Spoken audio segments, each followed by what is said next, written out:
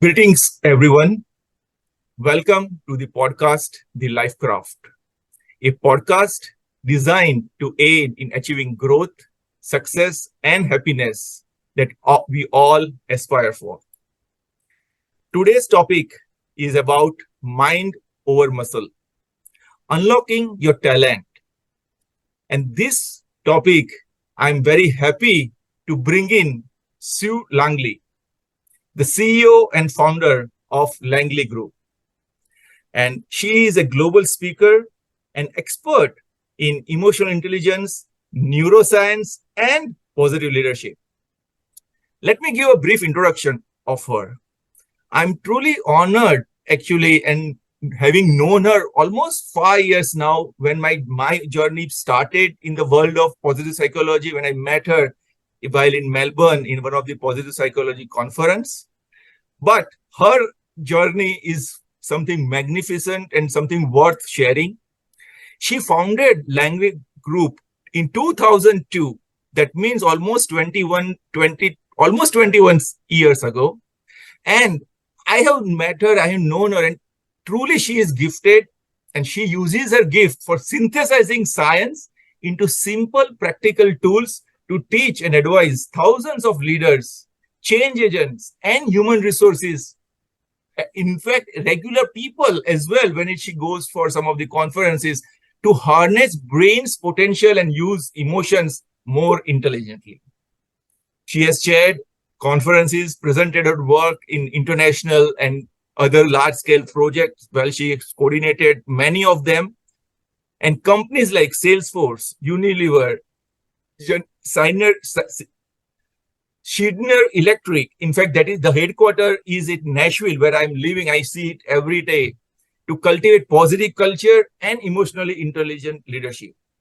It's my honor and privilege, Sue, to welcome you. Thank you for joining us. Thank you, Rupak. It's an honor to be here. I'm delighted that you invited me. Thank you. Thank you.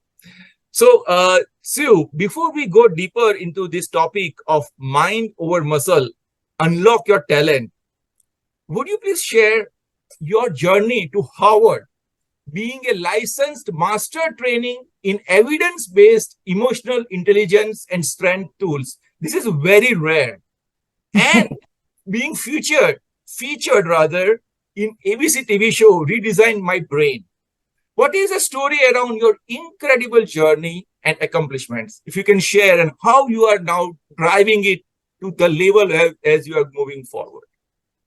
Well, it's been an interesting journey, probably a little bit different to many people in this space. I didn't actually go to university. I didn't get a degree until I was in my 30s. I was actually a lorry driver in Europe that was my first proper job. So it's very different probably to many people. And I think in many ways that helped me because I've always loved learning. Not necessarily in a formal setting. So most of my learning I've done via distance education because I love reading. I love learning. I'm actually one of those people who do love reading the research papers. But I like to be able to translate it into real practical tools. So I knew I wanted to start my own business in this space of what was probably then thought of as personal development, emotional intelligence. How do we use it? And I found myself in a leadership position in the travel industry, as many people do. You're good at your job and they give you a promotion and you don't know what you're doing. So as a leader, I recognized that the way to get the best out of my team was to look after them as far as their well-being, their knowledge, their experience, their self-confidence, their self-efficacy, their self-esteem, those sorts of things. So I learned a lot about it, and I kept every month I would close the office for a half a day, and we would do something on self-awareness or self-efficacy or something to do with being the best we can be. And I noticed that performance and productivity and sales increased significantly compared to other other offices within my company. And so I realized there was something in that. And so when I came to Australia, I really had started to study unofficially off my own bat. And then I did a degree, and then I did my master's. I studied positive psychology at Harvard. And I really wanted to know more, not just from the emotion science or the positive psychology, but I really wanted to understand how the brain worked. So bringing all that together was really important to me because I'd seen the impact that it could make. Great. So one thing I think I would like to again mention, I know you did amazing work as you continued your journey, became the master trainer and established Langley Group. How everything then fall in play, and then now you're featuring in the TV show Redesign My Brain. How that came into picture? Yeah, I'm not really sure how it came into the picture. I think one thing that I learned is I am not particularly good at selling myself, or I hadn't been a consultant before when I started my own business. So I was probably doing it not a very effective way, but I was doing it my way. And my way was to put myself out there, do things for free, like speak at a conference and hope people thought I was good and invited me back. So the way it came about with the TV show, which was really good, it was one of the first TV shows around the brain that really was entertaining. And it actually, the numbers of viewers far outstripped mainstream television at the time. Because it was so interesting the way they put it together. So I was lucky in the fact that the producer had heard me speak at an event and realized that I had a knack for translating science. So I got to work with the host in one of the episodes on emotional regulation. And it was kind of funny because it was quite sort of early on, really. I mean, I'd only probably been in this space for about 10 years, which feels early on now. And the TV show was huge, so sometimes I'd be on a flight, a Qantas flight, and they were showing it on their entertainment system for many years, and I'd be walking down the aisle and somebody would sort of like look up at me, and then as I went past I'd see on their screen they had redesigned my brain, and it was like, oh, this is just so weird. So it was fun. I sure I can totally understand and relate to it. I would definitely like to watch that show or one of the episodes, because that is exactly, I think, your probably strength, your gift is to make this science so reachable to be understood by the regular people, so that they can easily connect the aspects about positive psychology, emotional intelligence, to direct connect it with the brain and physiology about it. I think that really makes a big difference instead of just theoretical knowledge of it. Yeah. So fantastic. So that leads me to a very important question. Again, in this area also, you are an avid researcher, and in fact became the first person to earn the master's in neuroscience of leadership.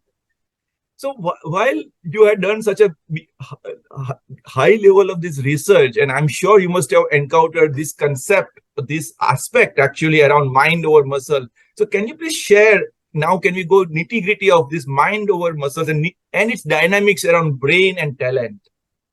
Yeah, it's a really interesting one. So I really loved my master's in neuroscience of leadership. So I was actually, the first person in the world, mainly because there were 4 of us that were in the first group studying it.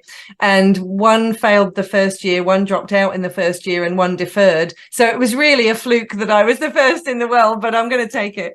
And I think what was really important for me is I'd spent quite a bit of time studying emotions, the physiology of emotions, Antonio Damasio's work, lots of different stuff around the physiology. And I wanted to put the brain sort of in there, I suppose, and really understand the brain from a practical perspective. If you think about mind over muscle, it's a really interesting one, because it's sort of mind and muscle, I suppose, working really collaboratively together.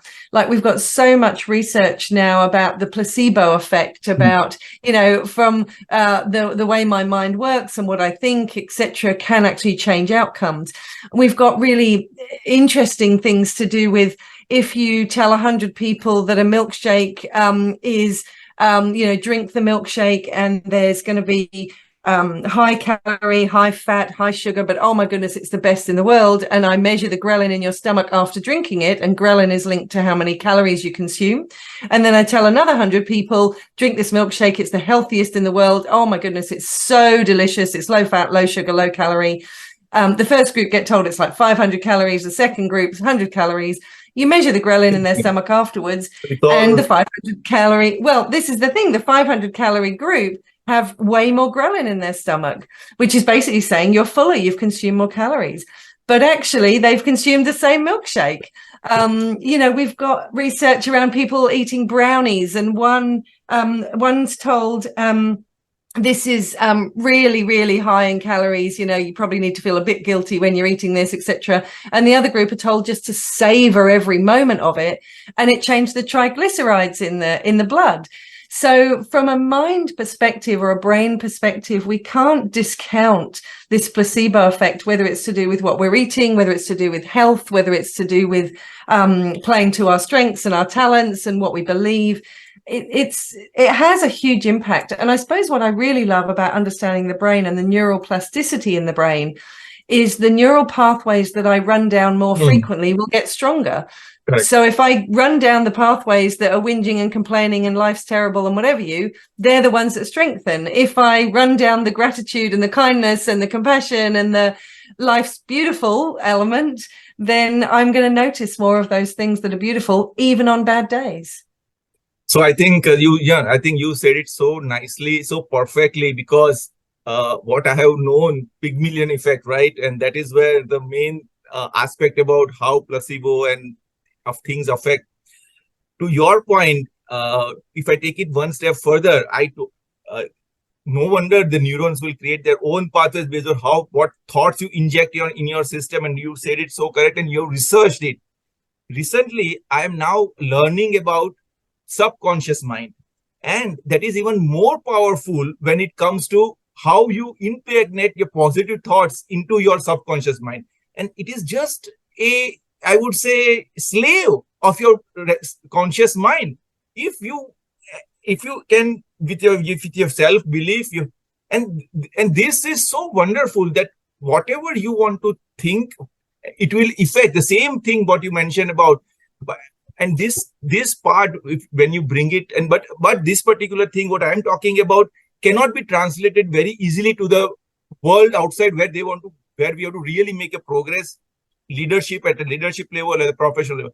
So your aspect of how to connect science to what exactly happens with your brain through mind, with a concept of mind over muscles, developing your talent, building your skills. It doesn't matter that you are educated to level. Then, so I think what you are saying, that definitely makes sense. I'm sure it must be making a difference. I think there's key things, whether you're in a leadership role, an employee, a person out there in the world, a friend, a parent, whatever if you look for the bad in things, you're training your muscle, or if you like, your neural pathways to see the bad. If you look for the good, and I'm not saying I go around the world thinking everything's wonderful, because I know there are challenges, but what it's useful to know is that if I've trained my brain to look for the good, even on a bad day when things are falling apart, I can still notice that there's good in the world. There's wonderful things. There's things to celebrate, savor, be grateful for. And that's usually the thing that then can carry you through the bad day to see you out the other side. And I think, to your point, from a leadership perspective, when it comes to talent, if we can tap into people's strengths and notice those, and you asked me earlier, how did I sort of do what I do? I work a lot of hours. So if you think about my top two strengths are time optimizer and work ethic, which basically means I work all the time. And what did that mean? It meant last night I didn't finish till 9:30. Tonight I won't finish till 11. I've started this morning at 7 a.m. I pretty much work through. I get energized by squeezing work in. Now that serves me in many ways, but for many, many years, people would often try and coach me and say, you can't burn the candle at both ends, blah, blah, blah. And what I really loved is one person on one occasion, when I was saying, everybody keeps telling me you can't burn the candle at both ends, he went, why not? Yes. And I went, thank you. So just opening my mind to the fact that I still look after my well-being. I still exercise in most days. I still get fresh air. I still have loved ones. I still practice all my strategies. But I love to work. And when you think about then my next two strengths of narrator and spotlight, the fact that you're interviewing me now, of course I want to be here early in the morning because it taps into my narrator and spotlight, sharing, learning, facilitating learning with people, it taps into my strengths. So from a leadership perspective, if we can help leaders actually notice the good, the strengths, the things that energize their people, that unlocks talent better than anything. Excellent. In fact, now my second question, I think, relates very much into optimizing your performance, unlocking the talent, and building engaged and creative workplaces and communities.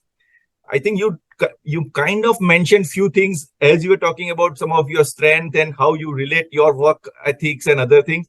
But what are some of the scientific approaches that you recommend? Or I'm sure you must be teaching in the Langley Group as part of your programs.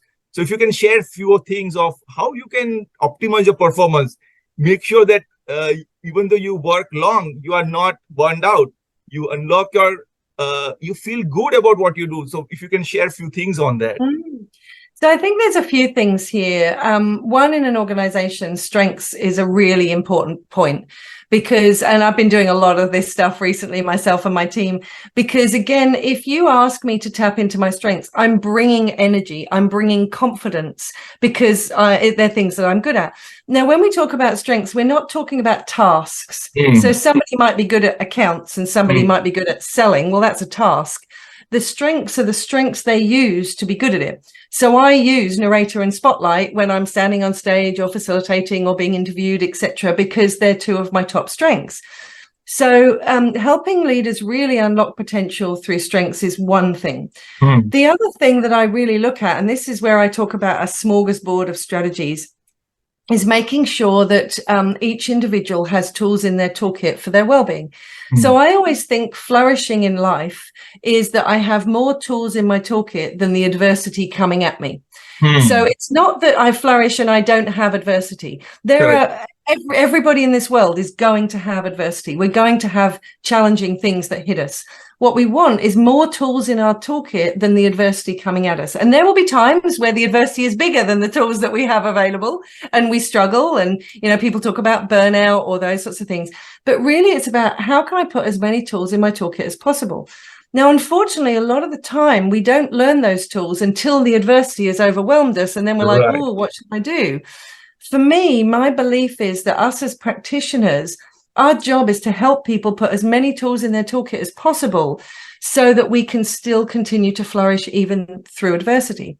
Now, if you take that into the workplace, thankfully, organizations are now becoming much more aware of the importance of employee well-being because it absolutely underpins everything else. It underpins my ability to perform and leverage my skills, etc. And even if I give a really simple example of this, from an emotional perspective, and I always use this example, if you take the World Health Organization's definition of health, it's a state of complete physical, social, and mental well-being. I think what's missing from there is the emotional component and understanding the power, because if you are feeling sad and flat and down, you are probably not going to go for the walk or the run that will make you feel better. Even though it will make you feel better, you don't want to go. So unless you can manage your emotions to get your butt out of bed and go and do something, you're probably not going to feel better. The same with social. When you're in a grumpy, overwhelmed mood, it's really easy to hit decline on your phone when it rings. You don't want to connect to people, even though it will make you feel better. And the same with mental health perspective. If I can't manage my emotions, I'm probably going to make some poor choices mentally, not prioritize well, be more impulsive, which means my life gets worse. So if you can help people really look after themselves from an emotional well-being perspective to make better choices, then they'll be able to be the best employee, or potentially they've got the potential to be the worst employee if they're not looking after their emotions. No, I think you said it so right, because and I personally also has been while I was studying or while I was building my own mindset, I originally always kept mental, physical and social mindset in picture. Always had that emotional aspect was always missing, because regulating emotion is a skill, is an art, and you have to learn it. And I think I never heard this example or this analogy that every opportunity can come along, but if you cannot handle that emotions, what you are going through, you are not going to be availing that. And then the negative spiral will always continue to build upon, and you cannot switch it back. And it is your own responsibility, and that unless you don't have tool or be aware of what are the different ways of doing it, it can be really troublesome, and especially when it comes to leadership and the outer world, where you have to manage and handle so many different things at one time, but at the same time you have to handle it one individually. So great reference point what you have shared. And that actually leads me to my last question, which I would like to get your advice on some of the practical applications.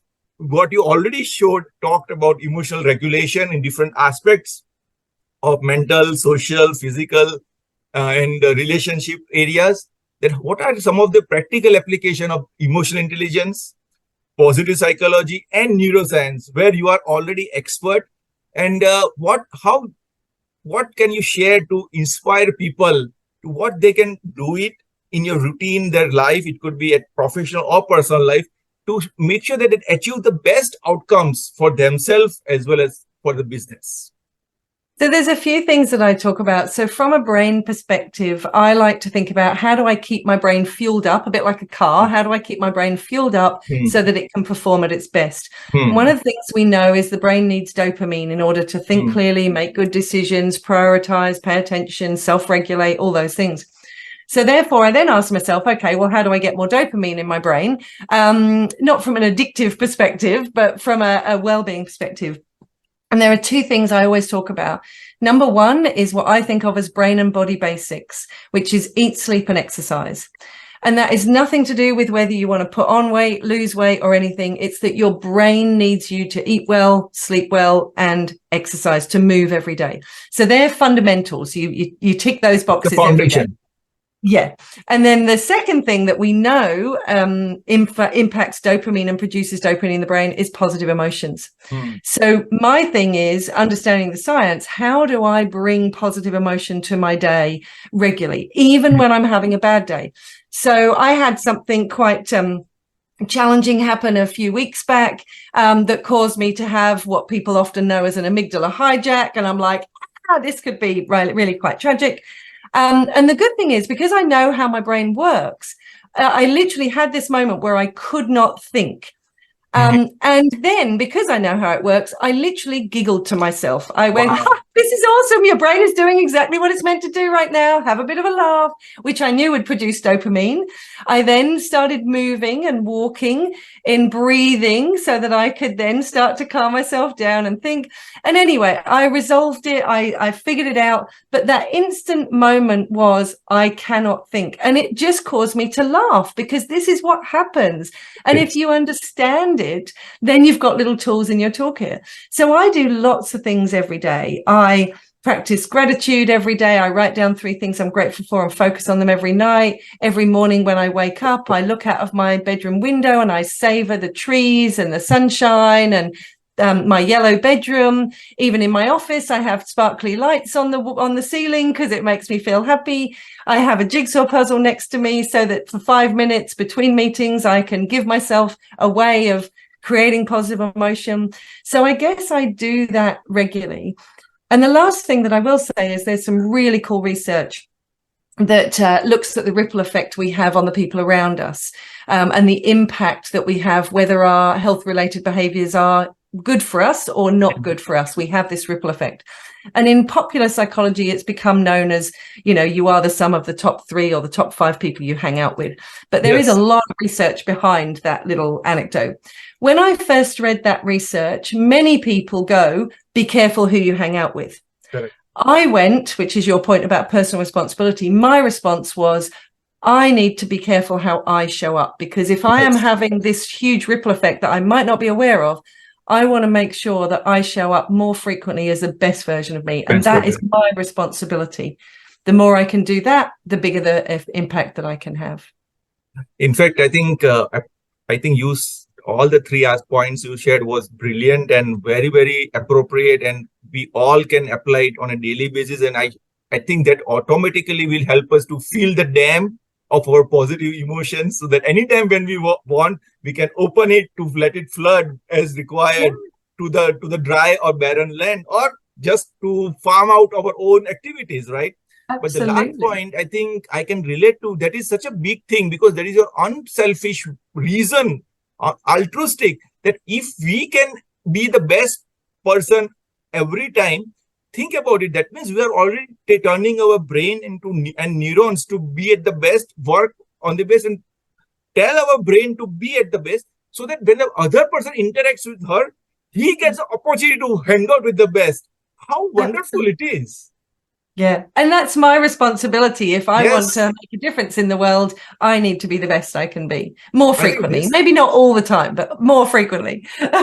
this is a brilliant thing what you shared, Sue. I think I truly admire this particular thought because I never thought it that way. Because we always say, and keep in mind, we should be best version of ourselves and because we want to be the best or we want to grow. But thinking from this side, I think this changes the whole paradigm, and it brings so much goodness in world. And as we know that everything comes back, and thus it's such a wonderful thing to have and be out there in this world to help shape and make it more positive with all the things going around. So thank you so much, Sue. I think this was a fantastic eye-opener. I would say very invigorating discussion. I'm sure our listeners would enjoy and learn, and hopefully they are able to get some of the ideas, applications in their own world, and really be out there, as you said, to be more fulfilling. Like I personally believe that the goal should be every day should be satisfying, fulfilling, and something where you can cherish at the end of the day, and we should apply it on a daily basis. So I'm sure listeners are definitely going to get a lot of good things out of our discussion. Any last few words before we wrap up? Oh, thank you. Thank you for inviting me. And if people just take one little thought, most of these things we kind of know anyway. But I have a saying, you know it, do you do it? So the more we do it, the bigger the impact that we'll have. Thank you so much. So just for the listeners, thank you so much, Sue, again. And for listeners, Sue is a founder and CEO of Langley Group. I'm going to share some of the information while I post this particular podcast, but feel free to reach out to her. Sue, I think you are okay, right? If I share some of the information to you for them to reach out when. Yes, people can email me, sue@langleygroup.com.au. I will always respond to my emails. So please reach out. Thank you so much. Thank you all. And hope you enjoyed our program and episode today for the Life Craft. Please stay tuned. We'll come next time with a more interesting talk and something where you can all help to learn and grow out of it. And hopefully you share with your folks as well, because more goodness we share, more and greater good is going to come back to you. Having said that, thank you so much, Sue, and wish you all the best for your day and for your week. Thank you. Thank you, Rupak. Thank you to your listeners.